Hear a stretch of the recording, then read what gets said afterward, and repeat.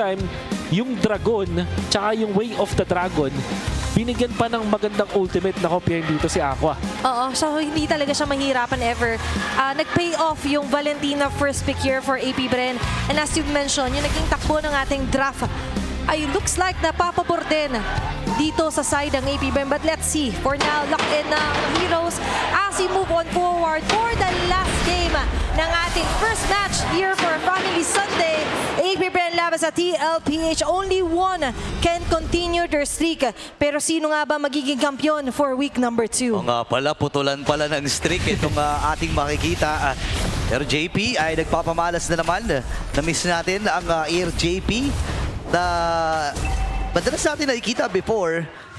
Pero ngayon medyo tahimik ang ating mga junglers. And expected naman to kasi yung mga roamers naman natin, focus muna sila dun sa gitna eh, no? Oo, pero ngayon ang focus din ng mga roamers natin is to give vision and folks around here. First, Angie, fumlicker si JP. Fumlicker pa si JP, grabe naman. Grabe naman yung commit niya dun, Wolf, no? Pero bago ang lahat, Nova rin gagante. Yun lang, delikado ata sila dito. Ako ay papasok at na-force na rin yung flicker para kay Sanji. Nagkabawasan ng mga spells, pero safe pa naman ang ating magkabilang kupunan. So in hindsight, mukhang nagsayang ng flicker doon. Pero yun naman kasi idea. Kung hindi kaya manggulo ng isang Cho, kung hindi enough yun against Harley, meron naman silang Eve na kasama. Kung sakaling tumama yung stump, that would be great. Pero meron kasing space escape etong si Harley. Tapos pwede pa siya bumalik doon sa kanyang sombrero. Oo. So kung in contrast, parehas naman sila. Fair fight yung nangyari doon. Exhausting the flicker.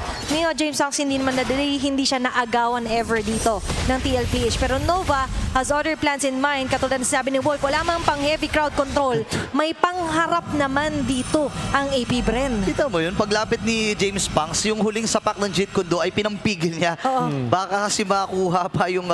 pero ang problema, walang retry si Carla. Yep, at lalo na ngayon, magre-respond na in a few ang unang pagong ng laban at mukhang mga unang tumao dito ang mga members ng TLPH. Pero liko agad onto KLBJ. Okay, atrasan niya muna yan, pero si Carl TZ ata din makaka-atras dahil nasa lubumi na niya. Yung damage mula dito kay James Punks, sa Blue Dragon form ay nagamit. Sarpon sa likuran, si Nova ay nagamit yung consecration, pero sapat! Yun siya, essence para patayin itong si Nova. And hawak na ngayon ang CL yung position. Okay, medyo naiba ulit. Na-reset ng ilang ulit dito yung turtle, pero wala pa rin totally sobrang lamang sa nangyari doon. Although that is a kill to Cartesi. Ang naging desisyon na TLPH after na mapatay doon si Cartesi ay mag-farm ulit. And I think ito yung tamang desisyon mula sa TLPH. Hindi kailangan ipilit itong next turtle. Alright. Pero ito pumipilit sa top lane. Sino ba ang nakakalamang sa ngayon so far is The Claude actually when it comes to the goal. Pero again, very early pa naman. Makikita natin mamaya kung sino nga talagang aangat sa lane na yun. Pero ngayon ang pag-uusapan natin ay kung sino nga ba makakalapit sa turtle. JP, Cartesi there. JP sa likod. Ganda na, ilayo niya itong si James Punks. Pero makakalapit ba? Hindi. Atras na lang ang magiging call dito ng AP. Pero si Nova ay naipit din mula doon sa river. Manipulation! Nakadalawa na itong si Sanford.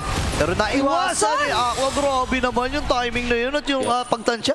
Grabe ka naman doon, Aqua. Kaso nga lang, yung mission doon ni JP na balik na yung kanyang Vicker, sobrang nasulit. Stun retry pero kakaiba. Hindi sasabay yung stun dun sa may retry.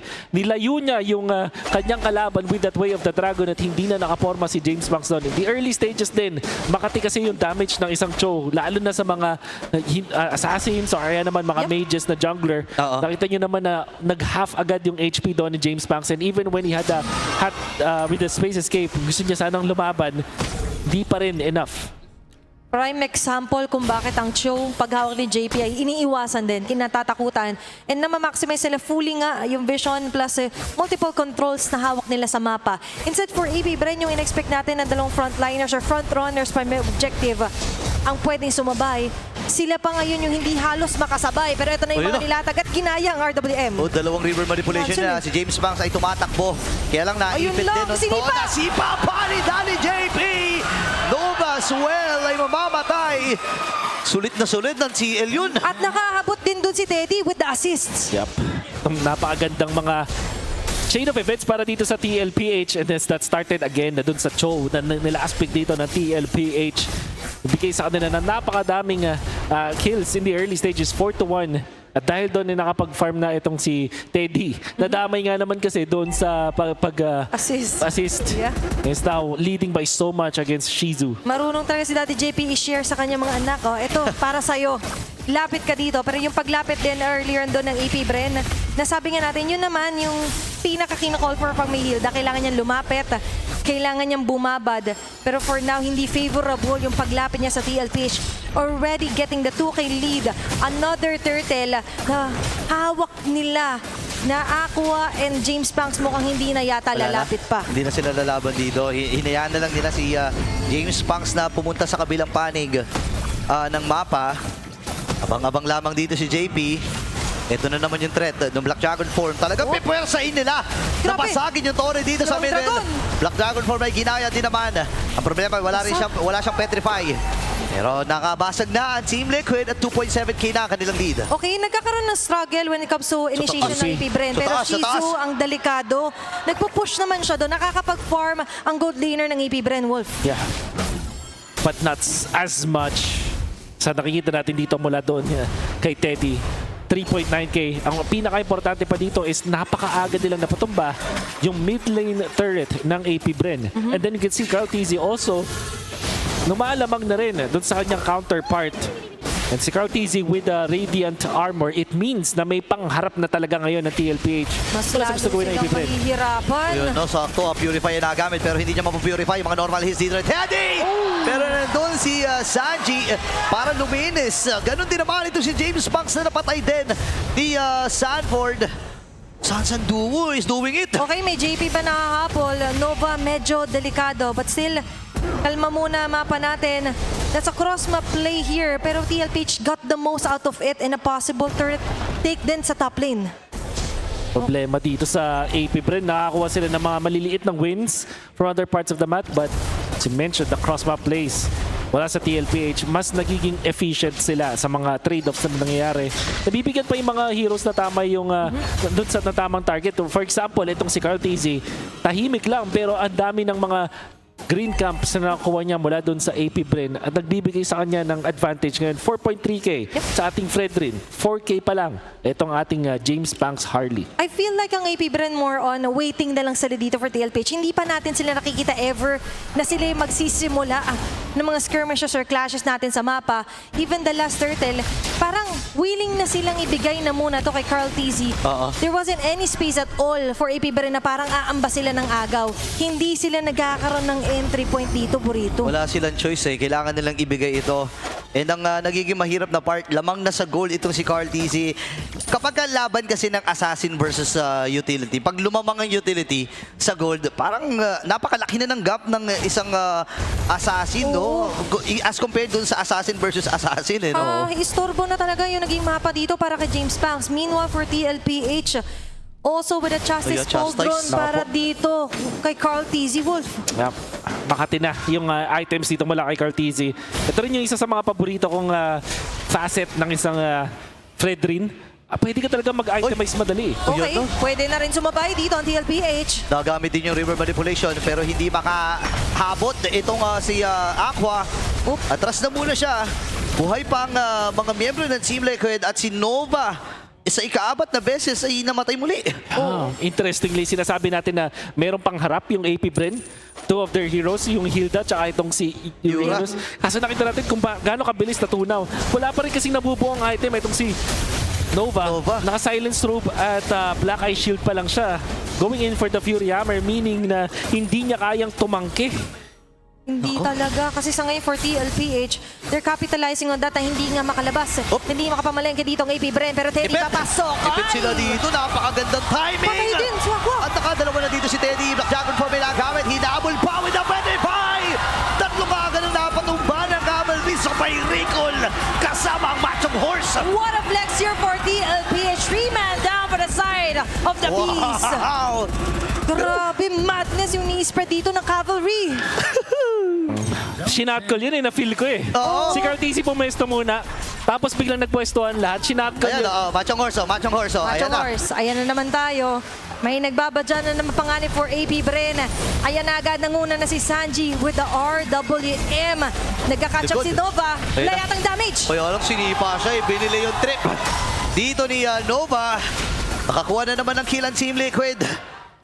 Ang hirap na nagiging buhay talaga dito for AP Bren. Meanwhile for TLPH, mas smooth sailing Wolf yung pagpa-farm, pag-engage, plus lahat ng objective. There's no James Banks na umaagaw. Walang million moves tayo nakikita for AP Bren. Started.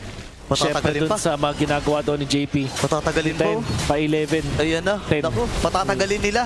Sa sabay, no, grabe din. High caliber plays here for the GOAT here for TLPH. 3 Radiant Armor ang meron ngayon na available para sa side ng TLPH. 2 Chastise Poldron. Sobrang hirap na makahanap ng damage output ang mga members ng AP Bren. Si Shizu nga lang, alam naman natin na sa carry, HP-based damage, meron kang pangpunit. Kung sakaling makakahanap ka ng free hit. But it seems like that's not the case kasi hindi to yung carry na may Cho or may Kaja. Wala silang stun na pwedeng gamitin JP, unless itong si Aqua ay kumopia ng Way of the Dragon. Yup. At yun ay kung malalapitan niya rin dito si JP. And as you mentioned, kailangan may hahain na target dito for Shizu and that isn't happening at all here para sa AP Bren. Meanwhile for TLPH, yun naman yung siksik liglig na nakukuha ni Teddy pabalik. Lahat ibinibigay, lahat hinihain. And now the Lord will be marching on to the mid lane. At ang AP Bren ngayon ay dedepensa muna sa Cavalry. Ayan na, matutunghayan natin kung sino nga ba ang magkakampiyon sa week number 2. KLBJ kalahati kagad, Oy, pero JP! nakasipa na rin si Air JP. Sino ba ang kanyang napili? River manipulation na sa Oh! bayan. Napapanaboy ni Nova. Atras muna siya dito. Round number 2 para sa TL.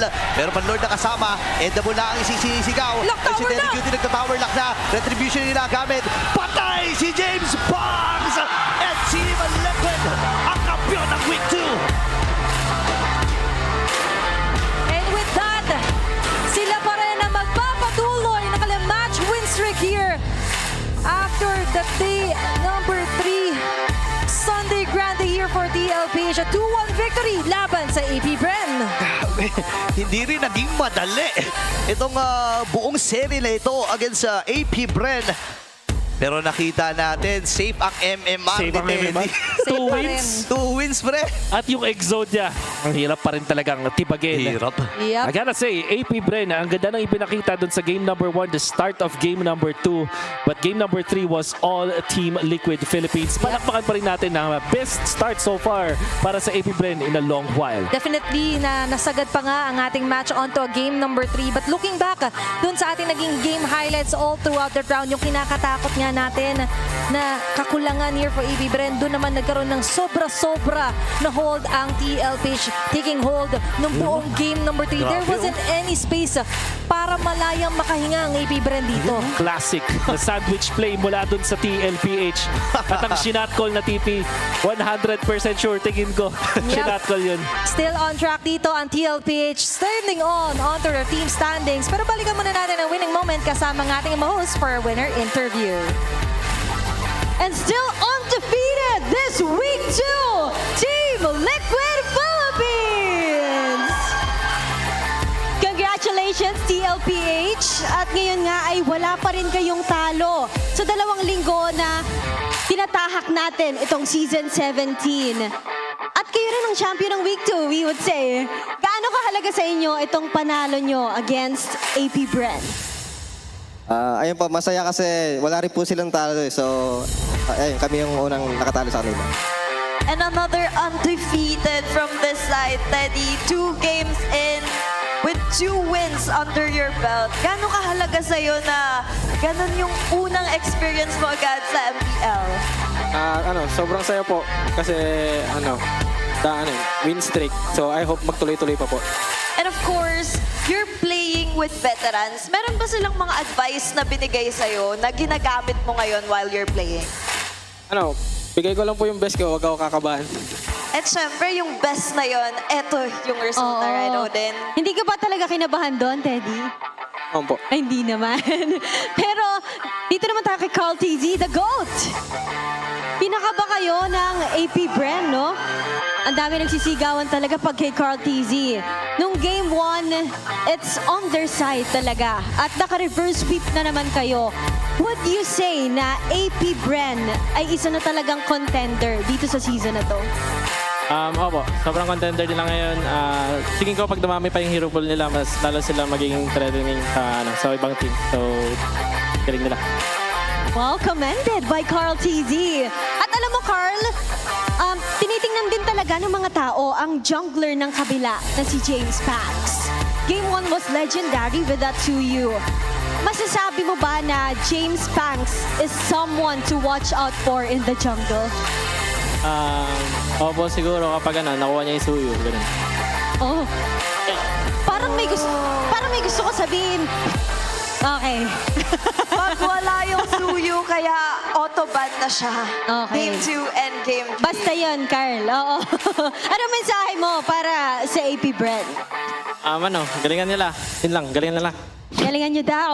Sabi ni Carl TZ. And of course, sino sa tingin nyo ang MVP for this match? And that is you.